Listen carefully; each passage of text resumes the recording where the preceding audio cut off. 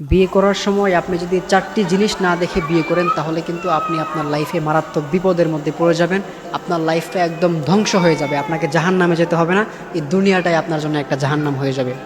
বিশেষ করে আমার যুবক ভাইরা যারা আছেন, আপনারা যদি বিয়ের করার সময় এই 4টি জিনিস না দেখে বিয়ে করেন তাহলে কিন্তু আপনি মারাত্মক বিপদের মধ্যে পড়ে যাবেন, মারাত্মক মুসিবতের মধ্যে পড়ে যাবেন। আল্লাহ হাবিব সাল্লাল্লাহু আলাইহি ওয়াসাল্লাম জানিয়েছেন, তোমরা বিয়ে করার সময় এই 4টি জিনিস দেখে বিয়ে করো।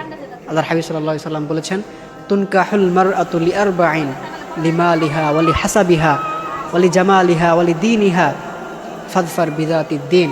আল্লাহর হাবিব সাল্লাল্লাহু আলাইহি ওয়াসাল্লাম বলেছেন, তোমরা বিয়ের সময় এই 4টি জিনিস দেখে বিয়ে করো। তার মধ্যে নাম্বার 1 যে বিষয়টা, সেটা হচ্ছে মেয়ের ফ্যামিলিটা ধনী কিনা, মেয়ের ফ্যামিলির মানে অর্থ সম্পদ আছে কিনা, এটা আপনি অবশ্যই দেখে আপনাকে বিয়ে করতে হবে। আল্লাহ হাবিব সাল্লাল্লাহু আলাইহি ওয়াসাল্লাম এই বিষয়টা জানিয়েছেন, অবশ্যই আপনাকে এই বিষয়টা দেখতে হবে, তাহলে আপনি ভালো থাকবেন, লাইফে হ্যাপি থাকবেন।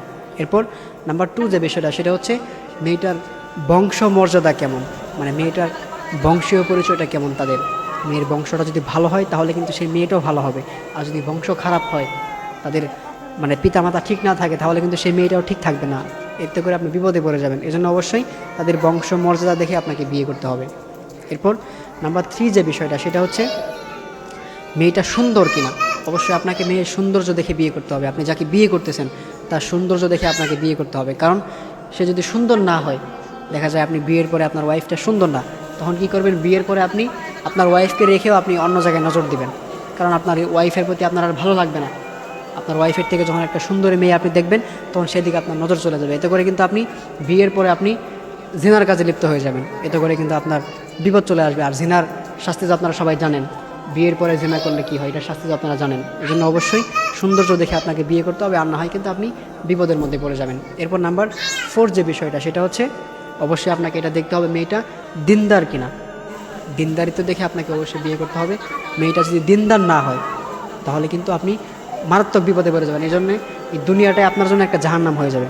আপনার ওয়াইফটা যদি দিনদার না হয়, দেখবেন যে আপনার ওয়াইফ দিনদার না, আপনি কিছুদিনের জন্য একটু বাইরে গেছেন, কোথাও একটা সফরে বেরিয়েছেন, দেখবেন আপনার স্ত্রী আপনাকে রেখে সে আরেকজনের লাগে চলে গেছে। আপনি সফর শেষ করে এসে দেখবেন স্ত্রী আর বাসায় নেই, সে চলে গেছে আরেকজনের সাথে। আপনি তাকে রেখে গেছেন, সে আরেকজনের সাথে পরকীয়া করবে। আপনার অর্থ সম্পদে সে কোনো খেয়াল রাখবে না, এগুলো সে ধ্বংস করে দেবে, এগুলো সে শেষ করে দেবে।